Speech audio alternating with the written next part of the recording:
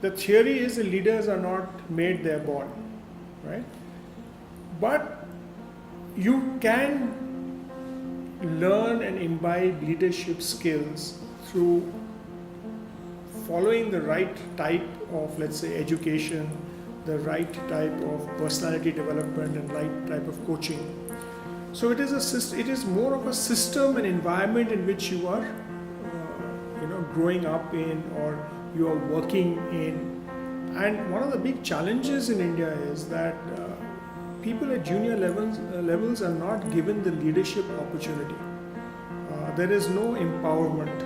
It's all, the delegation is in a way that go do this, go do that, and not empowering people to actually find out what different ways they can do the same thing and achieve what they want to.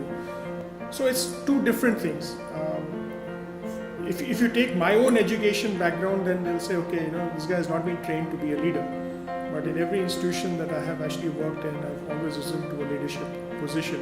If you look at the government space and the public sector space, the civil service has a very structured way of executive education.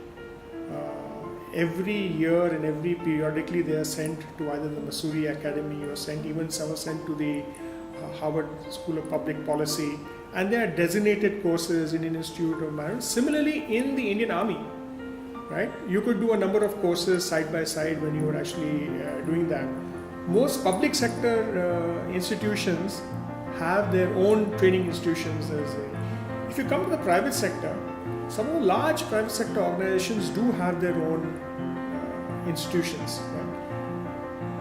But those are for very specific purposes and specific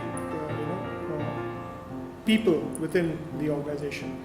But a large chunk of the medium and small enterprises, they don't have access to any sort of executive education.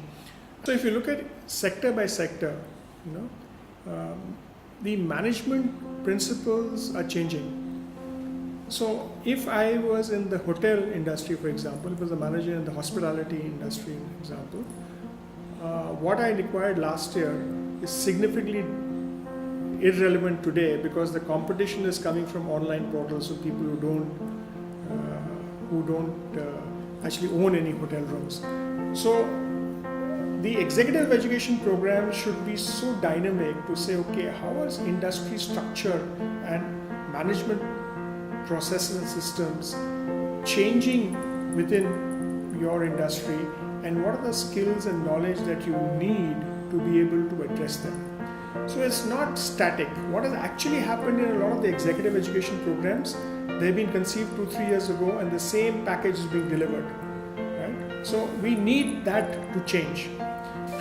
So if you look at the whole training HR space within Indian industry in particular, some companies, again, there's the top 5 or 10% of the companies have significant budgets. The second is that the other companies, the smaller and medium companies or the other companies, do not adequately budget for executive programs there, because for them, they don't have the bench strength, or they believe that they can't spare a person for any length of time. So that's a huge challenge which is there.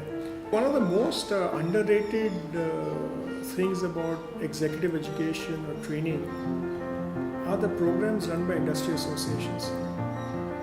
So, I was very lucky and fortunate when I worked with the Confederation of Indian Industry about attending programs on toll roads in 85, 86. The concept came in much later.